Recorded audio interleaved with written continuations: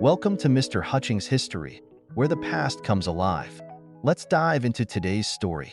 Welcome back, everyone, to another deep dive. This time, we're tackling Lyndon B. Johnson's civil rights legacy. LBJ.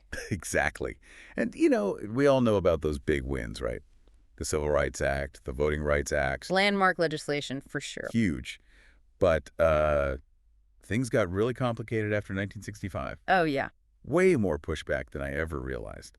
Like, I was reading through these sources, and It gets pretty intense. it really does. You really start to see the limits of what even someone like LBJ could accomplish. It makes you think, right? Like, how much can any one president actually change things? Right. I mean, you've got to remember the political landscape back then. It was a different world. Totally. We were looking at some poll numbers from '66, right? Oh, yeah. Public opinion was, well, it's pretty startling. Like 70% of white voters opposed housing integration. 70%. 70. Can you imagine that today? I mean, it's hard to wrap your head around it, right? That's a huge chunk of the population. It is. And it explains why something like the Fair Housing Bill it went nowhere. Makes sense.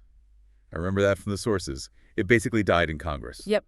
Dead on arrival. It's like, even after the Civil Rights Act, there was still so much resistance to basic fairness. Oh, absolutely. And it wasn't just about housing. This resistance ran deep. Remember that quote about a federal cat army? Oh, yeah. That congressman who was railing against LBJ's anti-poverty program. That's the one. Talk about dismissive. He basically thought the federal government had no business trying to help poor people. Talk about a different time. Right. And it wasn't just him. It was a whole attitude back then. This kind of white backlash, a real disillusionment with federal intervention in social issues. So LBJ's kind of stuck, right? Yeah. Trying to make progress, but running into this wall of opposition in Congress among white voters. Mm-hmm. Did his reliance on those local allies make things even harder? Oh, for sure. You're talking about folks like Chicago Mayor Richard Daley. Yeah, powerful Democrat, LBJ ally, but also totally undermining school desegregation. Yeah. It's a classic example of how these local politics clashed with federal power. LBJ needed Daley's support, right? So he couldn't exactly crack down on him. It's like he was walking this tightrope, trying to balance pushing for change with keeping these political alliances intact. Exactly. Yeah. And this pattern played out in a lot of northern cities. You had federal funding meant to promote integration, but it ended up reinforcing segregation. Wow. So much for good intentions, huh? Right. It really highlights the limitations of these top-down approaches to social change. Sometimes they backfire in the worst way. So you've got Congress pushing back, a wary public, even allies working against him. And then things get even crazier in the mid-'60s. Oh, yeah. The Black Power movement explodes onto the scene. You've got these ghetto riots breaking out. It was a turbulent time. Intensely. And it fueled this huge white backlash that just reshaped the whole landscape. Those sources really captured that sense of fear, Oh, it was palpable. Remember that detail about gun sales skyrocketing in California? Suburbanites arming themselves, afraid of a race war. Exactly. And that fear translated into a real shift in public opinion. By '67, most Americans felt LBJ was pushing integration too fast. Too fast, after everything he'd already done. It's amazing, isn't it, how quickly the tide can turn? Makes you think about how we talk about social change today, right? How much progress is too much at once? It's a question that echoes through history, for sure. But before we get too philosophical, there's another big piece of this puzzle we need to address. Okay, lay it on me. The Vietnam War. Man, you can't talk about LBJ and civil rights without talking about Vietnam. No way. It's like this giant elephant in the room, right? Totally. And I think the sources you sent really highlighted how much it overshadowed everything else. It's crazy how much money got sucked into that war. Yeah. Like, I saw the budget numbers. $1.6 billion deficit in '65. Yeah. Balloons to $25.3 billion just 3 years later. Yeah, that's going to put a strain on any domestic agenda. No kidding. And it wasn't just the money, right? It just shifted everyone's attention. Absolutely. Everything became about the war effort, all these social programs LBJ was trying to fund. People started saying, why are we spending money on this? We need to support the troops. It's like this perfect storm, Yeah. right? All this opposition at home, and then the war just sucks the air out of the room.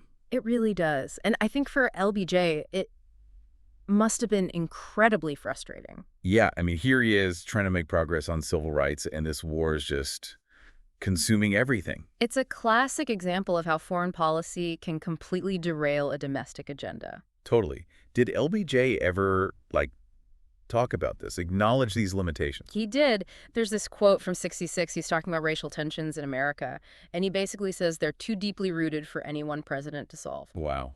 Pretty sobering, right? Coming from the guy who championed the Civil Rights Act. It makes you think, even someone as powerful as the president has limits. Oh, for sure. And it goes back to that tension between legal change and societal change, right? Passing laws is one thing. Changing hearts and minds, that's a whole other ballgame. That's where that whole whiskey analogy comes in, right? Oh, man. That's classic LBJ. I love that story. So apparently a top Democrat goes to LBJ. He's worried they've pushed for civil rights too far, too fast. Okay.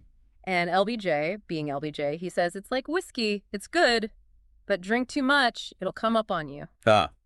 Only LBJ could pull that off. Right.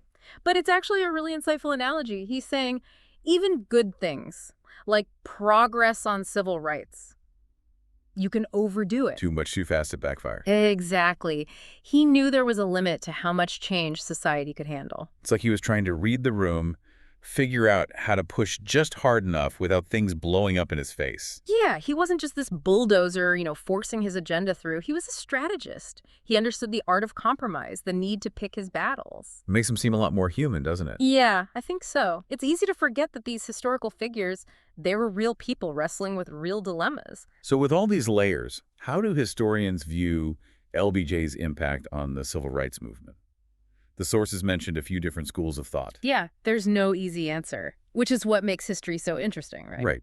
We've got the progressives, the revisionists, the Cold War folks, and then those who focus on Black activism. Lot to unpack there. Let's start with the progressives. They seem to view LBJ as a real hero. Yeah, they focus on those big legislative wins, the Civil Rights Act, the Voting Rights Act. They see those as proof of his deep commitment to equality. But the revisionists, they're not so sure, right? Not really. They're more skeptical of LBJ's motives. They point to his past, his use of racial slurs, that kind of thing. Yeah, and they argue he was more interested in political gain than actual racial equality. It's a different perspective, for sure. It's like two sides of the same coin, right? Yeah. And then you've got the Cold War historians who throw another wrench into the mix. Oh, yeah. They say you can't understand LBJ's civil rights agenda without considering the Cold War. It's easy to forget how much that shaped everything. Totally.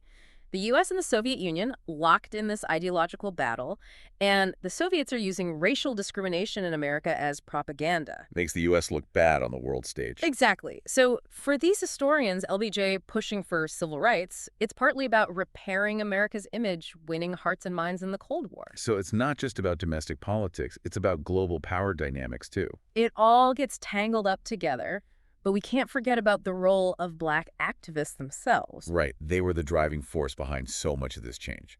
Absolutely. There's a whole group of historians who emphasize the power of grassroots activism. They argue that the Civil Rights Act, the Voting Rights Act, none of that happens without the NAACP, the SCLC, all those activists putting pressure on the government. It's a reminder that change doesn't just come from the top down. No way. It takes people on the ground demanding justice, refusing to be silenced. It's really inspiring when you think about it. It is. And it complicates our understanding of LBJ, right? He's not just this lone hero. He's responding to a movement that's been building for generations. It's amazing how one figure can be viewed through so many different lenses. That's the beauty of history. It's messy, it's complicated. There's rarely a simple answer. Man, we've covered a lot of ground here. LBJ, civil rights, the whole 9 yards. It's a big story. It really is. And I think for me, what's really striking is just how complicated it all is. Oh, yeah. You can't simplify this stuff. No way. It's tempting, right, to want to see things in black and white, heroes and villains. Yeah. But with LBJ, it's so much more nuanced than that. It really is. I mean, you look at what he accomplished, right? The Civil Rights Act, the Voting Rights Act, those are huge victories. Absolutely massive. But then you see the opposition he faced, the compromises he had to make, the war in Vietnam. It just throws everything for a loop. Totally changes the game. And it makes you realize that even with all his power, all his political skill, he couldn't fully achieve what he set out to do. It's almost like he was constantly running into roadblocks, right? Oh. Every step forward, there's another explosion of resistance. Exactly. From Congress, from white voters, even from some of his own allies. It's no wonder he couldn't just bulldoze his way through and create lasting change. It makes you wonder, right? If even LBJ struggled like this, what does it tell us about the fight for social justice today? I think it's a reminder that progress is rarely a straight line. Yeah. There are going to be setbacks. There are going to be moments of despair. It's a marathon, not a sprint, you know? You got to be in it for the long haul. Exactly. And I think another lesson from LBJ is that even the most powerful people in the world face limits. Yeah. They can't just snap their fingers and make things happen. They have to work within these systems, deal with political realities. Public opinion, all that stuff. It's a constant balancing act. And I think that's why it's so important to remember that change often starts from the bottom up. Right, not the top down. Exactly. Like Yeah. we saw with the civil rights movement. It was the activists, the organizers, the everyday people putting pressure on the government that really made the difference. Without them, who knows what would have happened. Right. They created the conditions that allowed LBJ to achieve those legislative victories. It's a powerful reminder that we all have a role to play. Absolutely. We can't just sit back and wait for our leaders to do the right thing. We have to be active. We have to speak out. We have to hold them accountable. Well said. So LBJ's legacy, it's complicated. Yeah. It's messy. It's full of contradictions. But it's also full of hope, isn't it? I think so. It shows that even in the face of incredible challenges, progress is possible. It takes time, it takes effort, it takes a lot of people working together. But it can be done. And that's a message worth remembering. So thank you for joining us on this deep dive into LBJ and the fight for civil rights. It's been a wild ride. It has. But hopefully you learned something new, maybe even feel a little inspired to go out there and make a difference yourselves. That's what we're all about. Keep learning, keep questioning, keep pushing for a better future. We'll see you next time. Thanks for listening to Mr. Hutchings History. Keep exploring, and we'll see you next time.